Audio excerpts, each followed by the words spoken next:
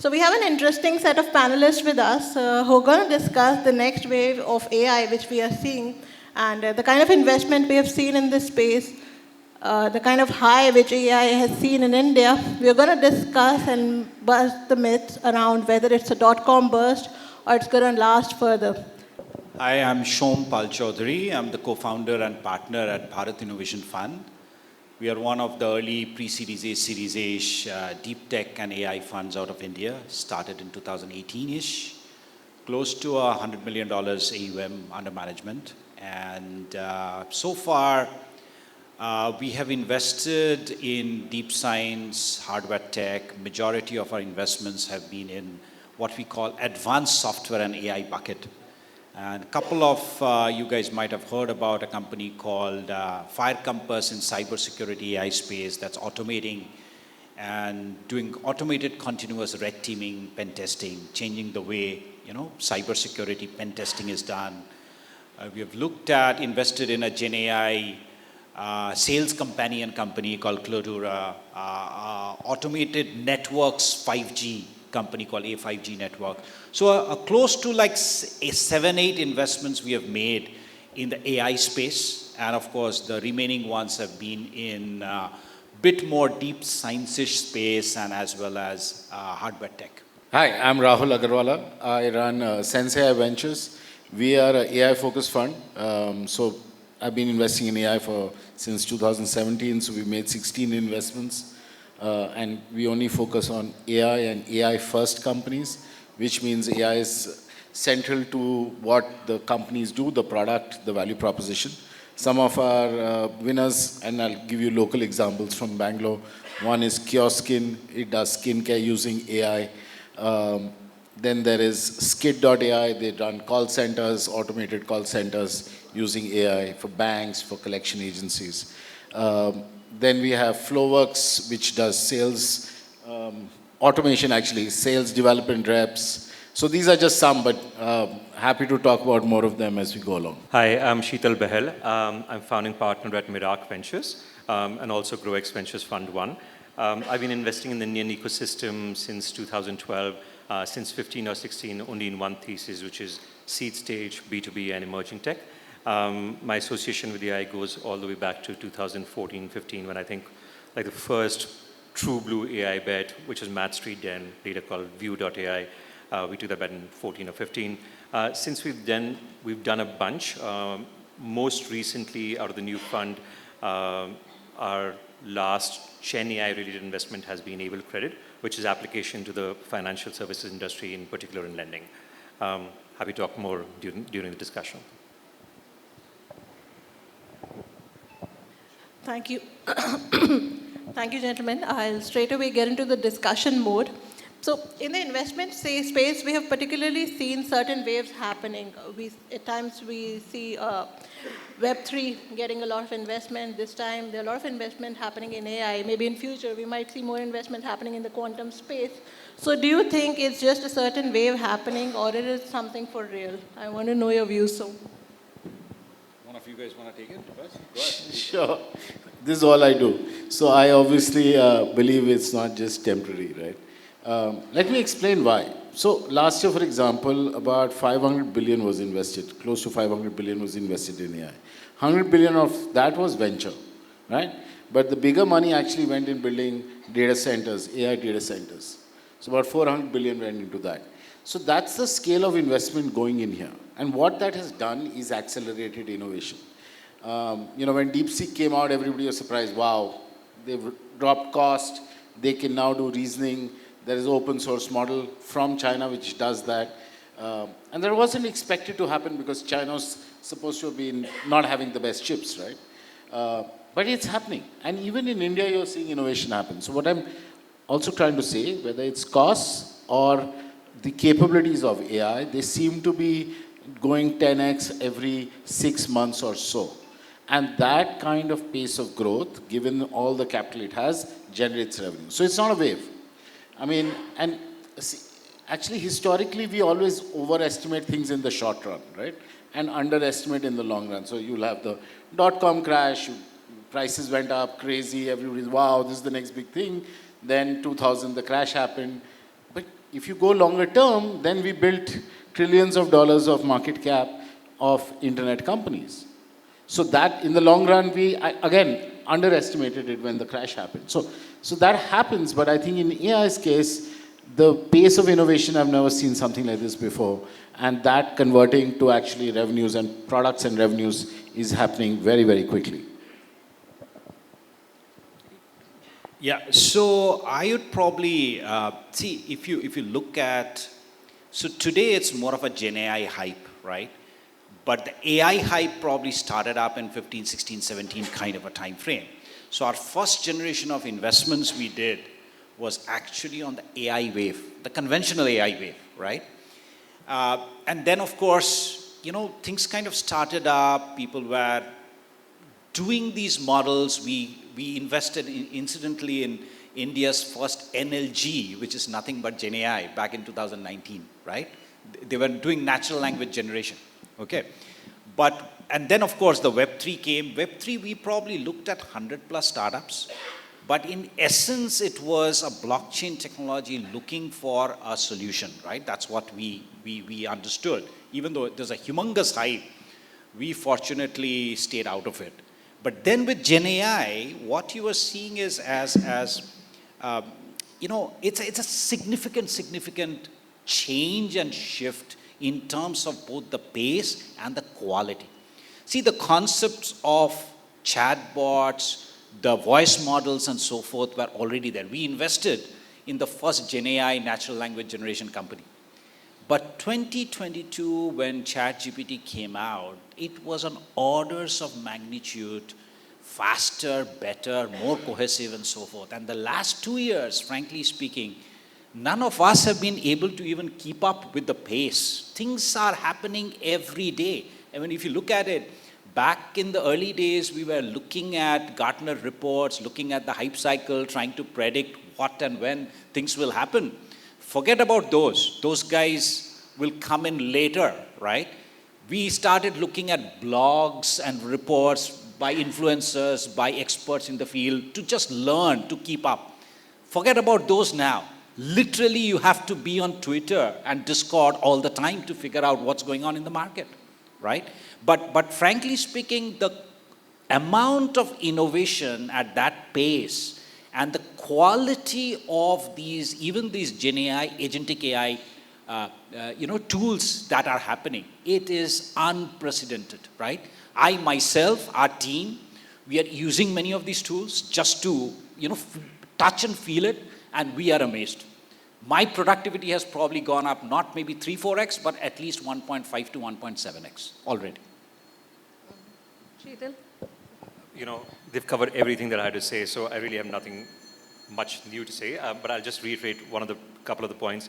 What Rahul said was exactly right, about underestimating and overestimating. So I think the parallel to the dot-com boom is the fact that for a really long time, people don't realize the value of something. And then, so they are undervaluing it, and then suddenly they wake up. Something happens to bring that technology into the zeitgeist, right? In this case, it was ChatGPT. Till ChatGPT nobody was paying attention to Gen AI. And then everybody starts paying more and more and more for it, and then eventually lands up overvaluing it, and then some sort of correction happens, right? A small example is how DeepSeek corrected NVIDIA, right? So is this a real shift? Absolutely. I was part of the dot-com boom in the sense that I actually want to do a dot-com startup, which lasted for all a few months. But as an investor, I wasn't there. But I have never seen in the last 12 years any shift as big as this. And like Shom says, we're barely making investments because we can't keep up at all. We don't even know what we're investing in today, whether it'll be alive 6 months down the line. So it's a dramatic shift. It's a very real shift. Okay, if I may go a little deeper and understand, like you all are saying, it's something for real, and this shift is surely going to happen in the future. So are there any checks and balances you are keeping in place when you invest in AI startups? Yeah, so again, we are frantically trying to keep up on what's happening in the market, right? We have obviously looked at tons of, so again, there are 3 layers at a very high level in this AI space. So obviously, one part is hardware and the basic, foundational models and so forth. The second layer is kind of the entire middleware layer, what we call it. The third layer is, of course, the application layer. So it's very natural from a India perspective to look at all the applications layer first, right? And traditionally, that's where, take up a vertical space, apply agentic AI, Gen AI, or whatever you call it, right, on it, and try to crack a certain vertical market. So I think India's strength is probably out there now. But incidentally, we are seeing a bunch of middleware companies, be it running cybersecurity red teaming on these agentic AI models or red teaming of the LLMs, right? The entire RAG pipeline, how do you fine tune? We are seeing a bunch of companies out there at this space. On the bottom layer, I think you guys probably know on the foundational models and so forth. So what we are trying to do at this point is trying to learn as much as we can, looking at global companies, how things are changing. We have essentially almost a team just dedicated to learning, and every week we discuss new findings and at the same time, we have made a list of, close to 100 plus startups, right? And we are seeing a lot of cross-border startups as well, deciphering, trying to compare, compete, learning from them, right? And hopefully in the next 6 months, we have made one investment in the so-called Gen AI. We have got a bunch of investments already in the AI space, and internally, think about it, all the SaaS companies are also starting to use a lot of agentic AI frameworks and so forth. In fact, I'm pushing all my companies, right, to look at every process, every software they do, and change them into agents, right? And in parallel, again, one of the investments we have made is a classic Gen AI sales companion tool. Again, vertical focus towards the sales guy. So again, it's a question of frantically trying to learn, trying to keep up, because if we make one investment today, guaranteed another 5, 6, 10, 15 startups will come in the next 3 to 6 months, right? So we really need to look behind the hood to figure out where's the defensibility. Is that layer going to get commoditized pretty soon, right? Is this going to be engulfed within the application layer or in the foundational model layer? As you probably have seen, the Anthropics of the world, the ChatGPTs of the world are also moving towards application. To a certain extent, the foundational models are getting, maybe a bit commoditized as well. And another space we are looking at is big time into open source, all the SLMs, the small language models. And we believe from an enterprise application standpoint, a multitude of these SLMs might actually work better, much cheaper, and so forth as well. I'm sure all the startups are listening to it and going to pitch you post this session. I'll go next. It seems like we have consensus on everything, so we are not going to have controversies at all, Shom. So I have 2 or 3 points to make regarding this. One was when in 2022 ChatGPT came out, our fund's natural reaction, or my personal reaction to any major trend tends to be JOMO rather than FOMO, which is joy of missing out. And for the first year or two, I did nothing at all. 2022, 23, I would just watch. And 24 when I made my first sort of relevant investment. Similar reasons to what Shom said. I'll be very honest, I can't keep up with the pace of change at all. Things are happening too fast. 2, I feel like, again, what Shom said, that I think 9 out of 10 startups are going to die because of big tech or really well-funded startups like OpenAI and Anthropic, just taking away their space. They just have to, on their model, introduce one new application feature which basically destroys 100 companies at a time, right? Correct. That's how quickly things change. And the last reason has been, for me at least, I don't know how it's been for the two of you, I feel like all the borders are getting blurred, right, between the different kinds of startups. They all seem to be doing stuff which is just slightly different, but going into each other. So what have we done as a check for ourselves? Much like Shom, we have like a 5-stack layer instead of a 3-stack layer, which is the hardware infrastructure, there's software infrastructure, foundational models, data assets, and the application layer. And we've decided what we'll play in. We have a sort of a position in the hardware infrastructure from our previous fund, Lightspeed Photonics. But our preferred startup now is what we try and call an iceberg startup, where a small part of what the company does is what you see, which is the end user application. And by the way, we are only interested in B2B applications. We don't do consumer applications. But they play across the layers. They are using some proprietary data assets. They are building on the foundational models in certain way. They are adding their own elements of software infrastructure, so they have defensibility. So we're not playing in pure application. We're not necessarily playing in any pure layers. We are trying to find something which is a mix of all these. And I'll give you an example of that company we invest in, Naval Credit. I'll do that later. I'll let Rahul talk about this now. Sure. So, lovely. I'll divide the two of you. Our stack has 4 layers. 3, 4, and 5. So for us, we look at, we call all infra, whether it's hardware, cloud, servers, chips, all that into infra, and then foundational, then tooling, middleware, and including data, and finally applications. And we only invest in the top 2 layers of the stack, right? But Sheetal made an interesting point and nice way to describe that. So we look at AI first. What it means is that you need to add value. You just can't build a thin layer on top of all of this and build an application, right? It can't be that you just consume OpenAI APIs and you have a great... Just a wrapper. Yeah, not just a wrapper. Just doesn't work, right? So we want people who build IP, and he expressed it well in terms of what are some of the pieces of IP you should look at building if you're an entrepreneur, right? Data plays a definite part in it, and so does working on the models, doing something around those models more than just like some maybe build your own SLM for parts of the process, things like that. So those are the kind of startups we end up investing in. And for that, we had built a framework which somehow has lasted 5 years, 6 years now, in 2019, which we call VDAT. You can go check that out on our website, which basically helps us do this piece of that they have to be AI first, right? And the other piece for us is this AI first creates a big hurdle, right? I mean, a lot of, everybody will use AI. I mean, that's the thesis. I mean, the reason AI is going to become so big is everybody's going to go use AI.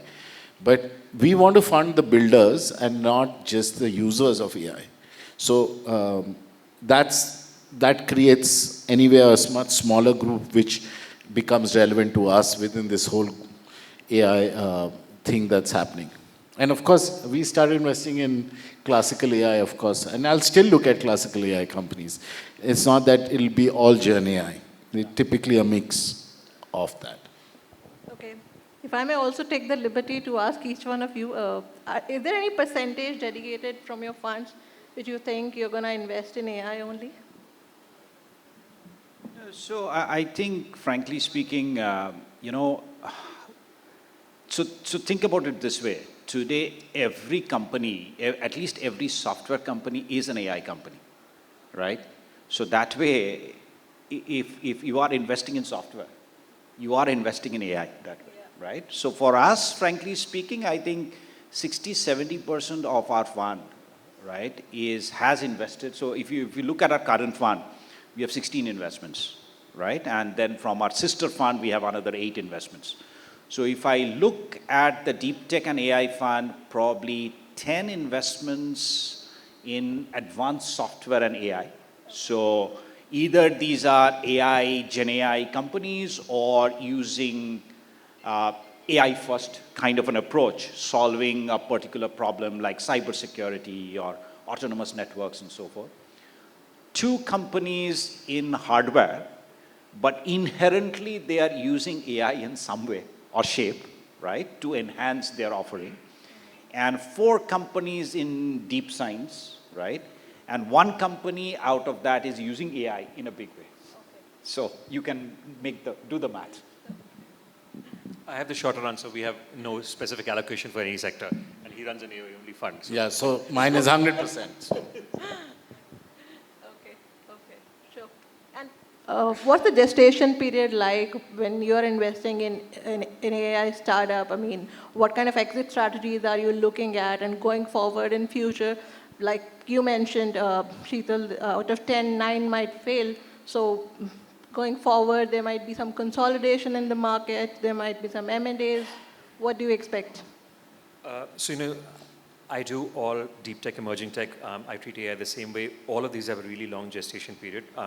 I have investments in space tech, in EVs, in semiconductors, in robotics.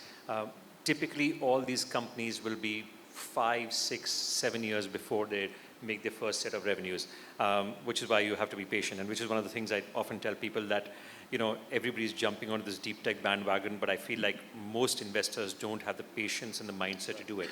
And they will drive their portfolio companies up the wall because, in 3 years they'll say, oh, where are the revenues types, right? It doesn't happen at all. Very often till Series B, deep tech startups might not have any revenues at all. Definitely not till Series A.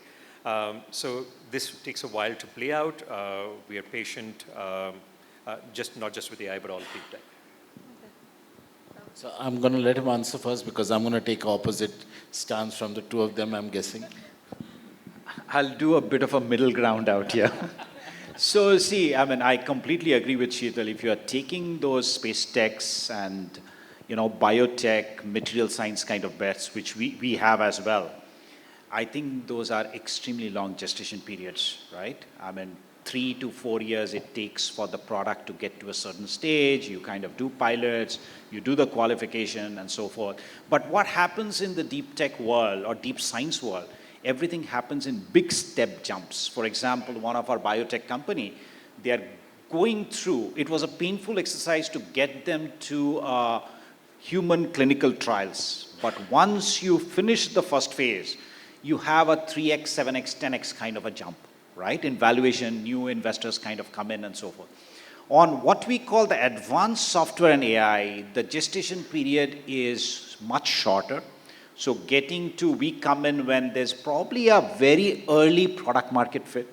Usually there requires a significant amount of fine tuning and so forth on the product. And then you kind of, you get to a couple of $1 million, $500,000, $1 million kind of a revenue. That's when actually the struggle starts in terms of the scale up, right? You have revenue, you have some early product market fit, you have some marquee customers, but then you have to scale your GTM motion. That's where I think many of the companies struggle, right? And given that the Indian enterprises are still not good payers, right? And frankly speaking, scale doesn't happen from India. So you gotta have your US sales motion kicking in, European sales motion kicking in, and that's where it's a big struggle for the Indian founders to get those things moving. And comparatively in US, you got kind of large marquee funds with this entire GTM motion they have gone. See, the problem is we are still in a difficult position to scale these startups from India, which the Valley has done exceptionally well. That's one piece we need to learn.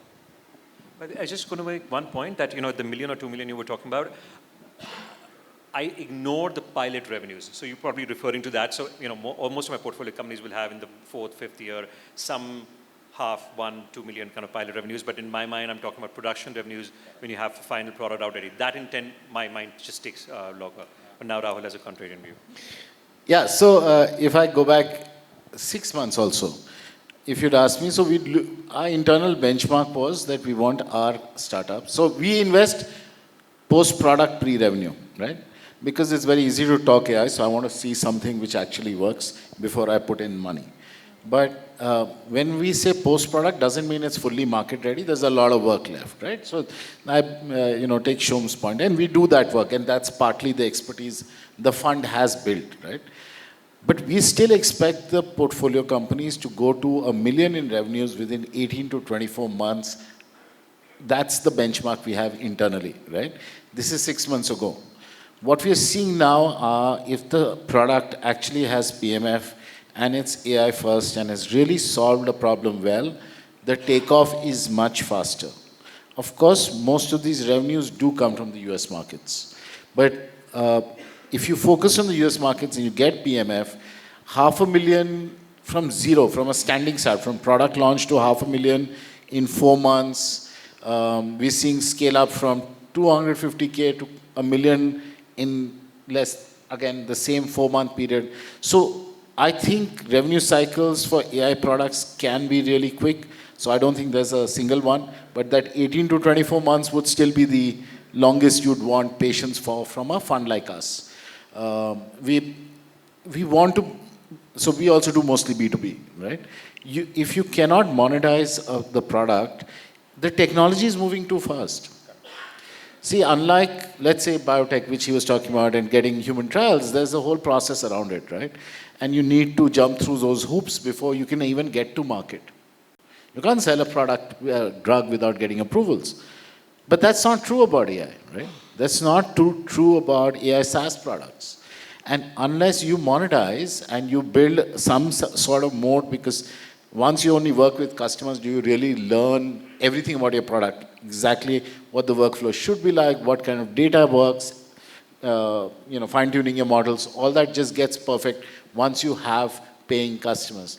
So getting there is, without that, there's no survival. Hey, Punita, sorry, I realized that, we haven't done context setting here. And this is why maybe our responses are different. Shom tends to invest at pre-A and A. You tend to invest at seed, but you got your post-product pre-revenues. And the reason I say it takes longer is I tend to invest at pre-seed and seed. So a lot of my companies have been invested at idea stage, right? So in semiconductors, a company called Lightspeed Photonics, we were still discussing the science of it. A space tech company called Pixel, I invested in them when they were still in college and taking the final year exams. So for me, the journey is typically much longer, and Rahul's maybe a little lesser, and Shom's even lesser. Yeah, so just to what we are seeing more and more, especially on that advanced software AI bucket, yeah, I agree with Rahul, right? Getting to $500,000, 1 million revenue is easily achievable to a certain extent. The struggle that we are seeing across our startups is that scale up. Getting to a 1-2 million revenue is possible, right? But that entire GTM motion of scale up to go from that 1-2 revenue to 10 to 50 is where we still need to do a lot of work. That's where the Valley, excels in. They have done it repeatedly. You get kind of the right talent pool and so forth. We have scaled some of these companies up, right? That's a skill set I think we have. Again, the ecosystem is probably a bit too early to have. We have done it for consumer tech. We have done it for Indian market SaaS and so forth. We have done it to a certain extent, the usual plain vanilla SaaS in US markets focusing on the mid-market. But more focused on AI, more focused on deep tech, that's a piece we gotta learn. So I have a question for both of you. So this first $500,000 that you're talking about, are they making this using the actual end product, or are these side projects that they're doing to be able to just keep themselves alive and afloat and show some revenue? No, in our case, we only count subscription revenues. Yeah. So these are annual contracts and MRRs, ARRs I'm talking about. With the end product, with the right ICP. Yeah, same with us. See, sometimes what happens is the complete platform is kind of not built out. So there are, the piece that I look for is there are few jobs that might be not completely automated. People are kind of doing it as part of the customer success team, right? But, so that piece is not scalable as yet. Right. But as the product kind of, because our entire point is whatever, say you're building up a huge platform, like in the Fire Compass, there are 3-4 spaces. You've built out one. Go in and sell immediately. The remaining pieces, as you are building it up, if you need to do some more hand-holding automation with customer success teams, maybe even manually, go and do it. But start selling the platform. Yeah. See, the point here is, why is this important is that unless you work with customers and work with their data, your platform AI doesn't get built in ivory tower. Exactly. Right? Yeah. All the models you're seeing, they're using publicly available data and lots of it. Now, if you are working for enterprises, you have to start working with enterprise data. Otherwise, if you're sitting outside the enterprise, you have access to the same data as every other startup who goes out and tries to build in the same space. So unless you establish some level of data advantage, some form of technology or algorithm, model, process advantage, where are you going to stand in a few years, right? Yeah. So it is very, very important, critical in my mind for AI startups to get to enterprise customers quickly, at least a few. It may not be large. I'm not talking that you must scale very, very large, very, very quickly. That's not the point. But getting to a few, and the question he asked, is this the real product and the real customer? Absolutely. Without that, it doesn't work again. Sure, I think some interesting points came up. Patience capital, of course, is the key, and how you scale up the venture is something wherein your success lies.